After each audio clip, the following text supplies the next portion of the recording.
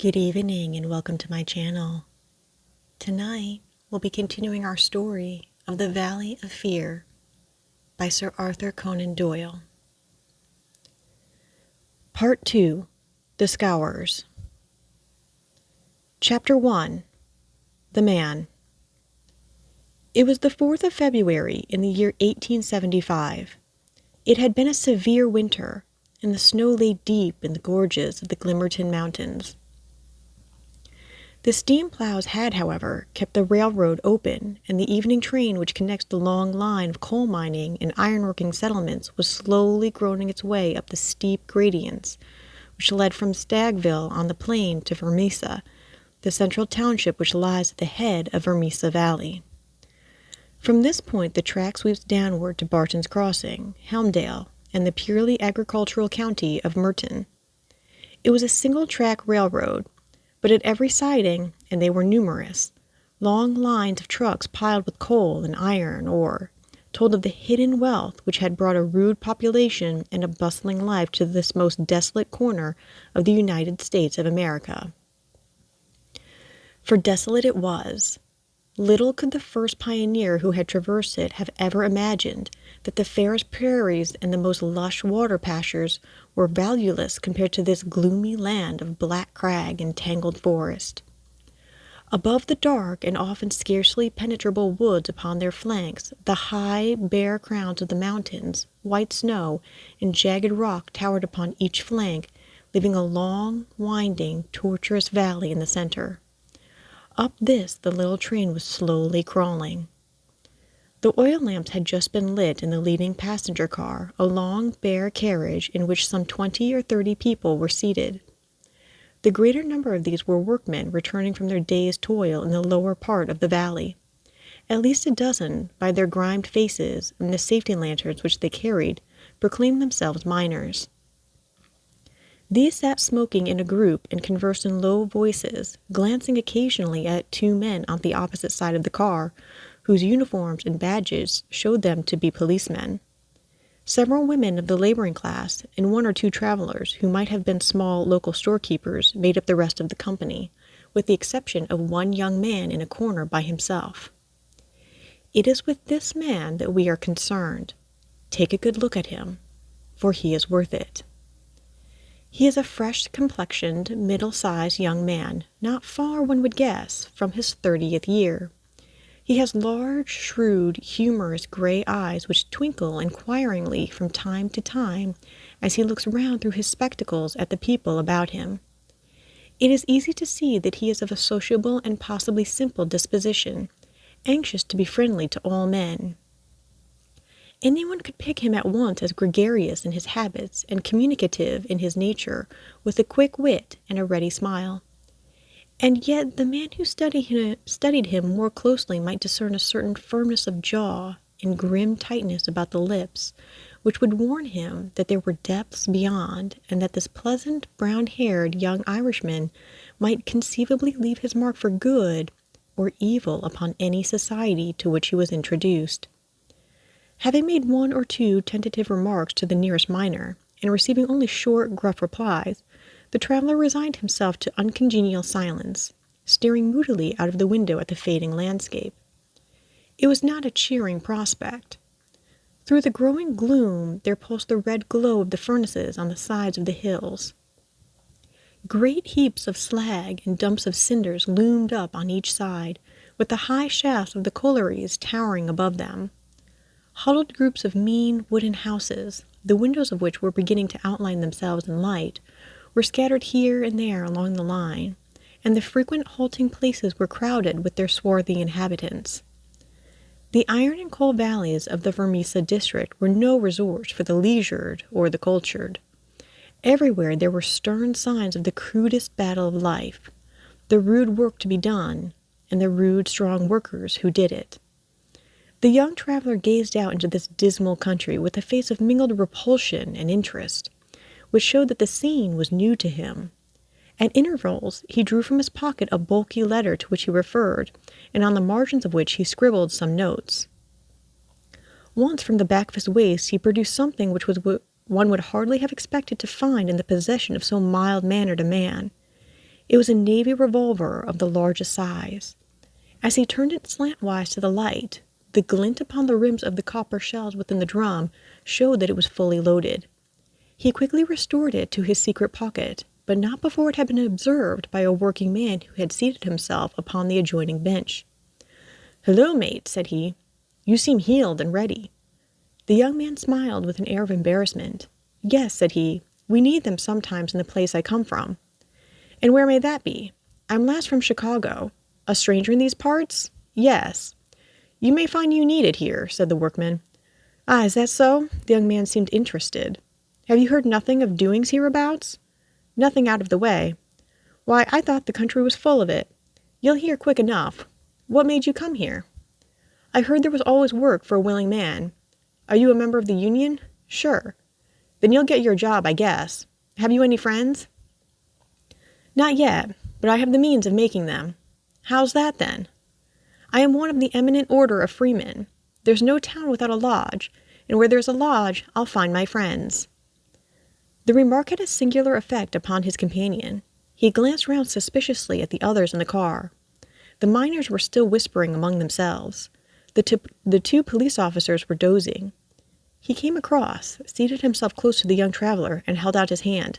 "Put it there," he said. A hand grip passed between the two. "I see you speak the truth," said the workman. "But it's well to make certain." He raised his right hand to his right eyebrow. The traveler at once raised his left hand to his left eyebrow. "Dark nights are unpleasant," said the workman. "Yes, for strangers to travel," the other answered. "That's good enough. I'm Brother Scanlon, Lodge 341, Vermissa Valley. Glad to see you in these parts." "Thank you. I'm Brother John McMurdo, Lodge 29, Chicago, Bodymaster J. H. Scott. But I am in luck to meet a brother so early." "Well, there are plenty of us about. You won't find the order more flourishing anywhere in the States than right here in Vermissa Valley.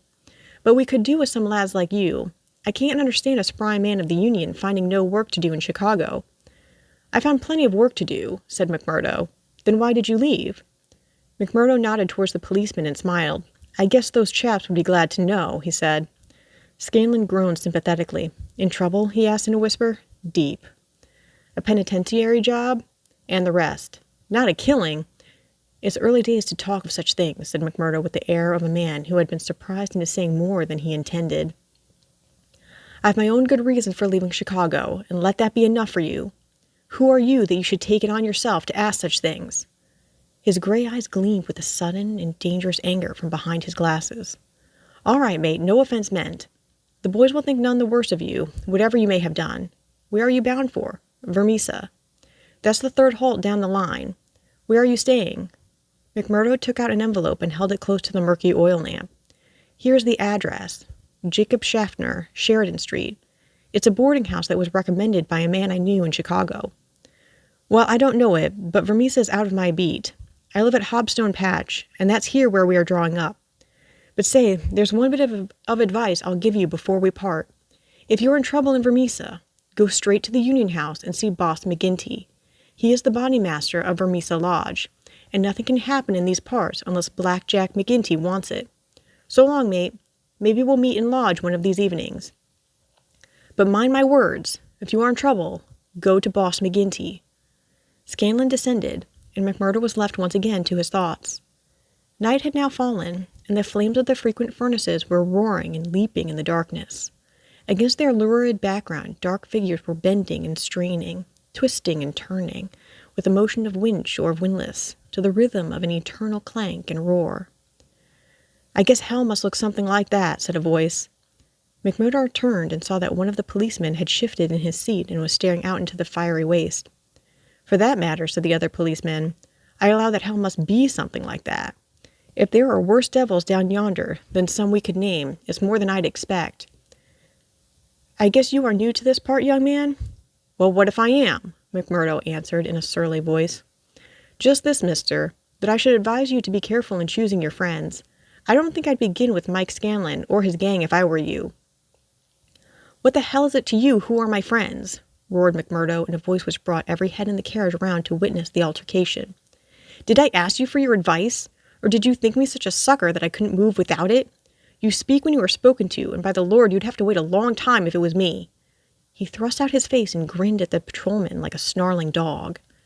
The two policemen, heavy, good-natured men, were taken aback by the extraordinary vehemence with which their friendly advances had been rejected. "No offense, stranger," said one.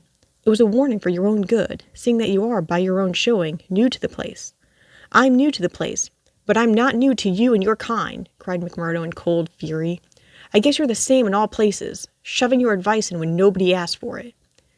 "Maybe we'll see more of you before very long," said one of the patrolmen with a grin. "You're a real hand-picked one, if I'm a judge." "I was thinking the same," remarked the other. "I guess we may meet again." "I'm not afraid of you, and don't you think it," cried McMurdo. "My name's Jack McMurdo, see? If you want me, you'll find me at Jacob Shafter's on Sheridan Street, Vermissa, so I'm not hiding from you, am I? Day or night, I dare to look the like of you in the face. Don't make any mistake about that."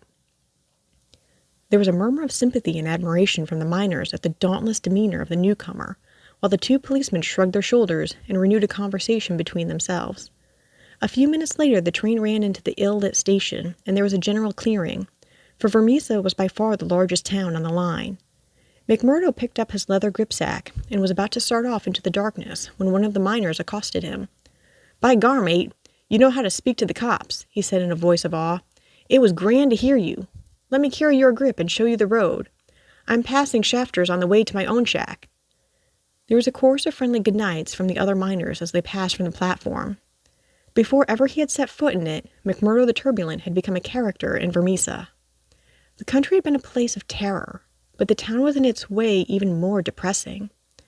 Down that long valley there was at least a certain gloomy grandeur in the huge fires and the clouds of drifting smoke, while the length and industry of man found fitting monuments in the hills which he had spilled by the side of his monstrous excavations. But the town showed a dead level of mean ugliness and squalor. The broad street was churned up by the traffic into a horrible rutted paste of muddy snow. The sidewalks were narrow and uneven. The numerous gas lamps served only to show more clearly a long line of wooden houses, each with its veranda facing the street, unkempt and dirty. As they approached the center of the town, the scene was brightened by a row of well-lit stores, and even more by a cluster of saloons and gaming houses, in which the miners spent their hard-earned but generous wages. "That's the Union House," said the guide, pointing to one saloon which rose almost to the dignity of being a hotel. "Jack McGinty is the boss there." "What sort of a man is he?" McMurdo asked. "What? Have you never heard of the boss?" "How could I have heard of him when you know that I am a stranger in these parts?" "Well, I thought his name was known clear across the country. It's been in the papers often enough." "What for?" "Well," the miner lowered his voice, "over the affairs." "What affairs?" "Good Lord, mister, you are queer if I must say it without offense. There's only one set of affairs that you'll hear of in these parts, and that's the affairs of the Scourers." "Why, I seem to have read of the Scourers in Chicago. A gang of murderers, are they not?" "Hush, on your life!" cried the miner, standing still in alarm and gazing in amazement at his companion. "Man, you won't live long in these parts if you speak in the open street like that. Many a man has had the life beaten out of him for less." "Well, I know nothing about them. It's only what I have read. And I'm not saying that you have not read the truth." The man looked nervously round him as he spoke, peering into the shadows as if he feared to see some lurking danger. "If killing is murder, then God knows there is murder and to spare. But don't you dare breathe the name of Jack McGinty in connection with it, stranger, for every whisper goes back to him, and he has not one that is likely to let it pass. Now that's the house you're after, that one standing back from the street. You'll find old Jacob Shafter that runs it as an honest man as lives in this township." "I thank you," said McMurdo, and shaking hands with his new acquaintance he plodded, gripsack in hand, up the path which led to the dwelling house, at the door of which he gave a resounding knock. It was opened at once by someone very different from what he had expected. It was a woman, young and singularly beautiful. She was of the German type, blonde and fair-haired, with the piquant contrast of a pair of beautiful dark eyes, with which she surveyed the stranger with surprise, and a pleasing embarrassment which brought a wave of color over her pale face. Framed in the bright light of the open doorway, it seemed to McMurdo that he had never seen a more beautiful picture, the more attractive for its contrast with the sordid and gloomy surroundings. A lovely violet growing upon one of those black slag heaps of the mines would not have seemed more surprising. So entranced was he that he stood staring without a word, and it was she who broke the silence. "I thought it was my father," said she with a pleasing little touch of a German accent. Did you come to see him? He is downtown. I expect him back every minute." McMurdo continued to gaze at her in open admiration until her eyes dropped in confusion before this masterful visitor. "No, miss," he said at last, "I'm in no hurry to see him. But your house was recommended to me for board. I thought it might suit me, and now I know it will." "You are quick to make up your mind," said she with a smile. "Anyone but a blind man could do as much," the other answered. She laughed at the compliment. "Come right in, sir," she said. "I'm Miss Etty Shafter, Mr. Shafter's daughter. My mother's dead, and I run the house. You can sit down by the stove in the front room until father comes along. Ah, here he is! So you can fix things with him right away." A heavy, elderly man plodding up the path. In a few words, McMurdo explained his business. A man of the name of Murphy had given him the address in Chicago. He, in turn, had had it from someone else. Old Shafter was quite ready.